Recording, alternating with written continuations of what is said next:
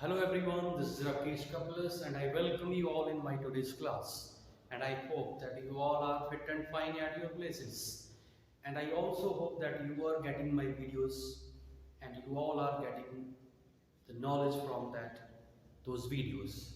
So today we are going to discuss class 11's accountancy subject, and the topic for the day is bills of exchange, promissory notes.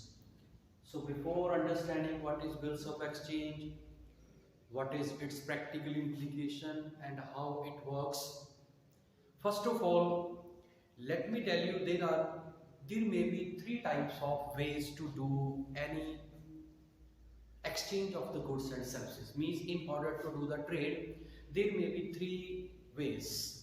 The very first may be on cash, second may be by using the bank mode, means by checks and other modes of the banking. Third is on credit. So in credit system, means when the goods are being sold on credit, then what happen? The person who is going to sell the goods, he wants some sort of assurance from the buyer. But if the buyer having nothing to give, just to assure the seller, like any security or any deposit, then this become a big problem for the buyer to make the purchase on credit without any security or without any, you can say, anything which will give the surety of this thing that the amount will be paid by the buyer on time. So in that, what happened? The new thing came into existence. What happened? Like if any of the person is going to purchase something from any of the seller on credit, then just in order to ensure that the buyer will make the payment, the seller used to prepare a written document which contain all the terms and conditions regarding sale, means what is the amount of sale, what was the date of sale, when the amount of this sale will be paid by the buyer, at which place it will be paid by the buyer. So all these terms which are being mentioned on this document, just to ensure the seller that the buyer cannot escape himself by from the payment of this transaction, then that document will called bills of exchange. Means जिसने cell की है, seller जो है वो एक ऐसा document prepare करेगा which contain all the terms and conditions regarding sale, payment, place of the payment, amount of this payment, most important the date of the payment. Then that document is called bills of exchange. The seller will write this and then he will send this document to the buyer, and then buyer will make the countersign, means he will give his signature on that. It means when he will give the signature on that document, then he will show his acceptance that he is ready to make the payment on that decided and mentioned date, and that will become bills of exchange. Okay, this was the meaning of the bills of exchange. Second, and this bills of exchange is a legal document under the Indian Negotiable Instrument Act 1881. It is a legal document. So now what may be the different types of features in this bills of exchange? The very first, it should be written. It is always a written document, because if any document is in oral, that will not work anywhere. That may have no physical existence. Second, it contains an order. Order means in which seller used to give the order to the buyer that he will make the payment on that particular day. Then it is always unconditional. There should not be any condition on this in this terms and condition, right? If this will happen, then I will make the payment. If this will not happen, then I will make the payment. There should not be any condition on the payment, on the date of the payment. Third, the date should be fixed. When you have to make the payment, the date should be clear cut given in that, and amount should also be fixed. There should not be any uncertainty regarding the date or regarding the amount. Like somebody saying ki, I will give some of the amount, I will give the amount after 3 months. So after 3 months means the date should be specific. Then both the parties should have the signature on this document, the seller as well as the person who is purchasing and who have to make the payment, and it should be properly stamped. A revenue stamp should be there according to the value. Like अगर 500 rupees तक की amount है तो उसके ऊपर 5 rupees की stamp as the rules are there, and these should be stamped. Stamp means revenue stamp which we can get from the post offices. Okay, so these are the features of bills of exchange. But sometimes what happen, this type of document is being prepared by the buyer, not by the seller, and that document which is being prepared by the buyer, not by the seller, that is called promissory note. The major difference in these two types of negotiable instrument, one is bills of exchange and second is promissory note, that it is being made by the person who have to get the amount, seller.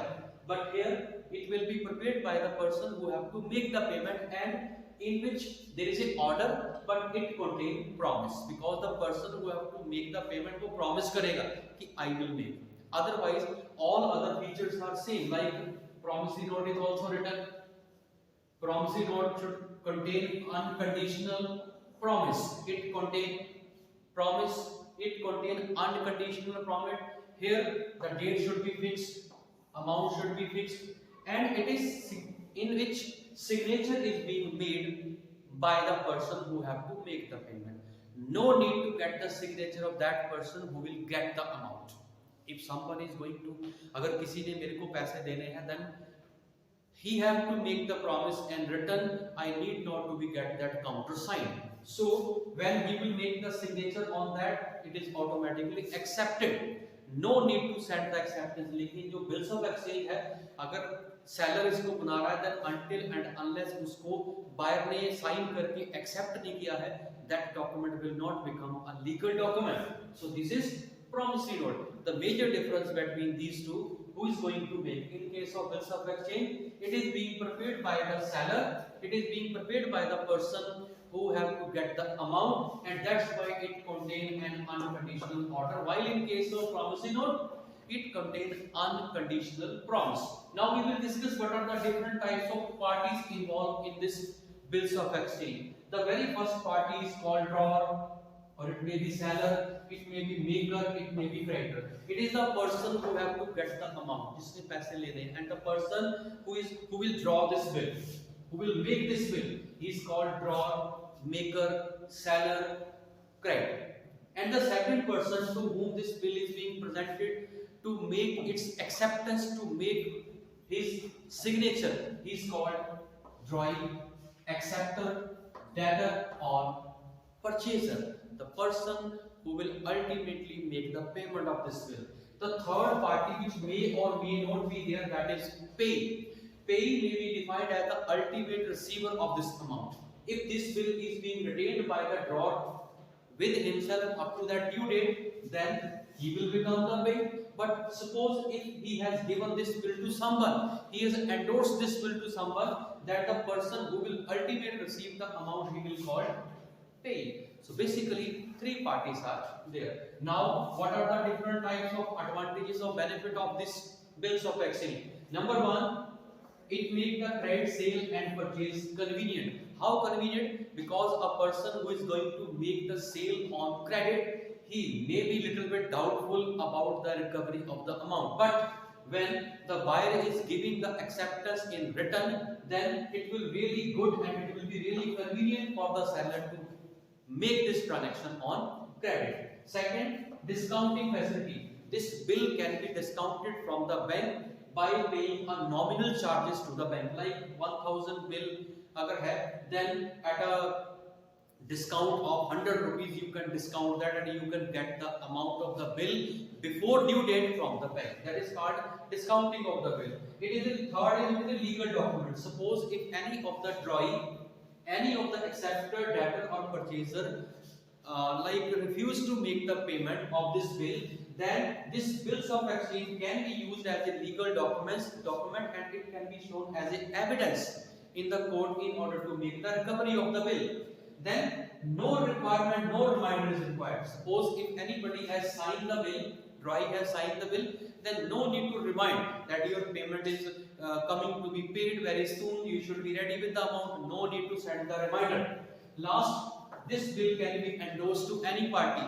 This bill can be endorsed. Endorsement may be defined as the process in which the bill of one person is being given to the another person. Suppose A ने B के ऊपर bill लिखा, B ने accept कर लिया.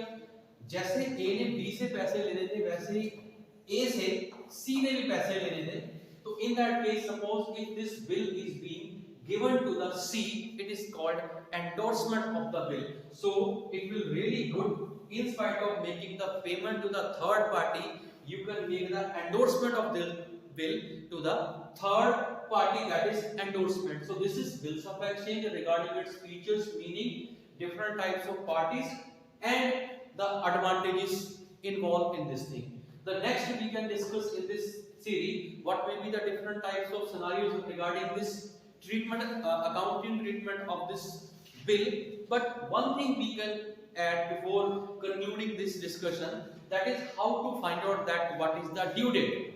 So let me tell you, whenever we used to find out the due date, we always give the 3 days for the grace. Like suppose if any bill is being drawn on 1st January for 3 months.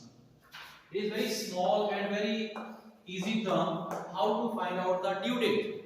So in order to find out the due date, first of all we have to come to that date which is after that grace period. Like 3 months is the tenure. 1st January bill was written, 3 महीने का time दे दिया. 1st February, 1st March and 1st April. It is 1st April. Now you have to add 3 days for the grace. Always 3 days for grace are being given.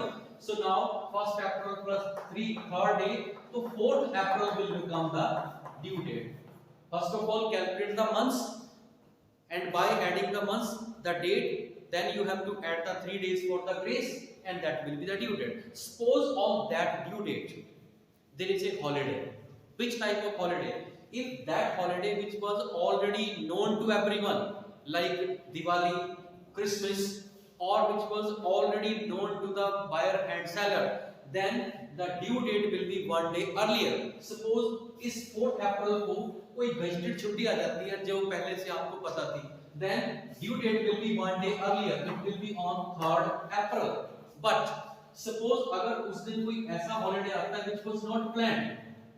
Suppose on 4th of April there is like strike, there is lockout, or maybe there is Bharat Bandh. In that case, the due date will be 1 day next. Then the due date will be 5th of the April. This is the way how to find out the due date in this bills of exchange, that on which date this bill will be paid by the drawee. So next we can discuss in this series, that is how to make the accounting treatment in case of bills of exchange. Okay.